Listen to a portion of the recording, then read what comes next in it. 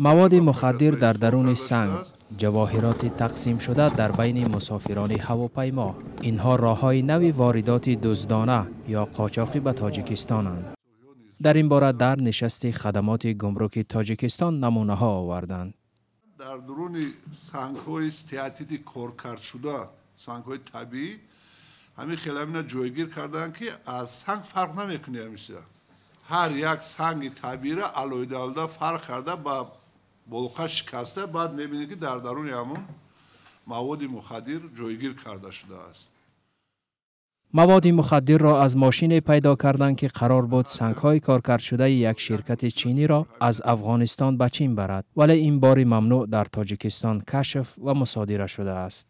هنگام گزارش نو بسته از آن که از جانب کارمندان مقامات گمرک همه نمود معاینه‌های گمرکی هم از طریق تجهیزات رنگینی هم طریق بگیم با سگ‌های خدمتی گذرانده شده.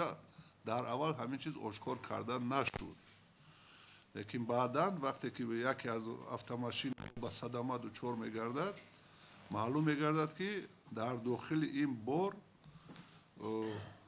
مواد بگیم مخدر بر نمود حبال‌ها متامفتامین جایگیر شده است.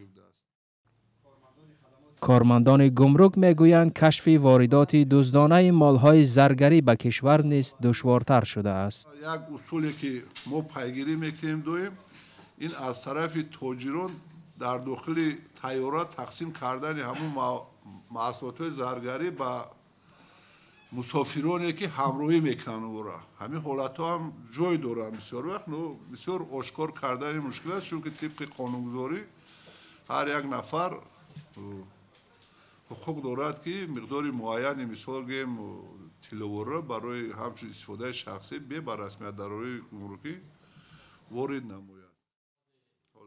استفاده قاچاقبران از راه و شیوه های نو در حال روی می دهد که به اطلاع خدمات گمرک سال گذشته قریب 4,500 تلاش قانون شکنی ثبت شده است. این نشان داد نظر به سال 2023 قریب 1100 عدد زیادتر می باشد.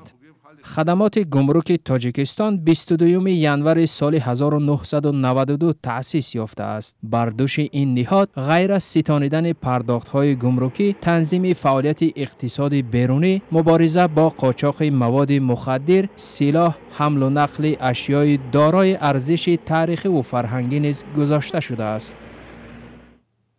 رئیس جمهور تاجیکستان امامعلی رحمان سال 2019 در یک جلسه رهبران این نهاد را به بی‌عملی ایبدار کرد و گفت که کارمندان میان خود گذرگاه‌های مرزی را تقسیم کرده و به طور خود حمل و نقل مال و کالا را نظارت می‌کنند و دست به رشوت ستانی می‌زنند. یکی از چنین کارمندان را رئیس جمهور با وجود جنایت‌های زیادی که نام بر کرد به دلیل جوان بودنش از جزا آزاد نمود.